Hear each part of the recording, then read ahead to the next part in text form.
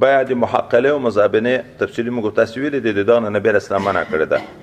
محقله دغه ویل کېږي په پټي کې غنم ولاړ دي، د یو سړي بالفعل غنم ته ضرورت ده، نو دغه د بالفعل غنم چې هلته نقد دی لري دا د پټي چښتن ورته ویایي دغه ګونۍ ماته راکړه، هغه د پټي غنم دی ته یوه طرف ته مقدار معلوم ده، دا یو من دی یا لاس من دی، خو دغه مقدار خو نه ده معلوم، کیدای شي تر دغه زیات شي، کیدای شي تر دغه کم شي.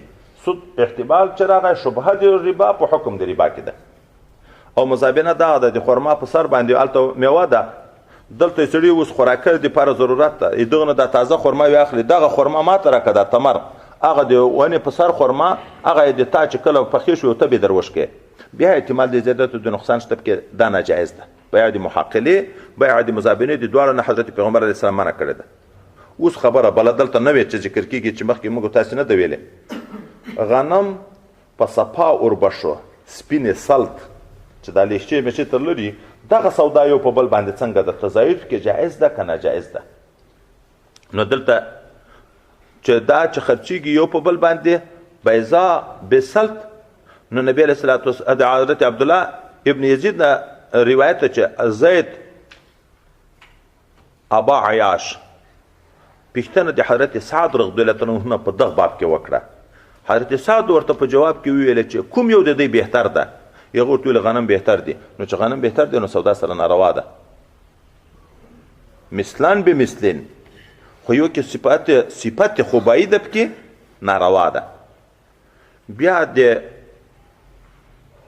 حضرت سعد ورته وی چې دا ځکه زه وایم چې د حضرت نبی علیه السلام نه چا پوښتنه وکړه تمر بالرطب، یو دا وچې خرماوي دي دا ډېر وخت چې پوتلی، یو دا تازه خرماوي نه وي چې د ونې نه راښکېږي، دا سودا څنګه ده؟ نبی علیه السلام دا ناستو خلکو ته ویل دا رطب چې وخت په تیر شي بیا کمیږي؟ دوی ویلې او خو په چکېږي وچېږي. نبی علیه السلام یې نه بېخرڅوي. اوس د دغه حدیث مبارک په تقاضا باندې دا نور ائمه وی چې بیع د تمر بالرطب اگر که کیلان به کیلین یدان به یدین دی مثلان به مثلین دی ناروا. ولې ناروا؟ اوس بالفعل خو برابر شو کیل په کیل، دیم لاس په لاس، خو وروسته خو دا یو طرف بیرته کمیږي. زموږ د امام صاحب رایه دا ده چې نه دا جایز ده. ولې؟ تمر او رطب یو جنس بولې که دوه جنسه؟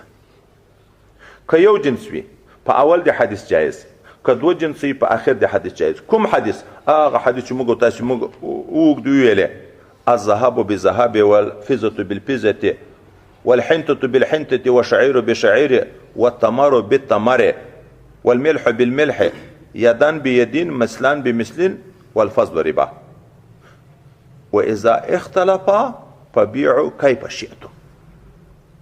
اوس نو خپل جنس چې خرڅوي چې لاس په لاس وي او کیل په کیل برابر وي سودا روا، خو که اختلاف الجنس وي غنم اوربشې سره خرڅوي بیا فبيعوا كيف شئتم، خو نسیه به نه وي په کیل وي به لاس په لاس.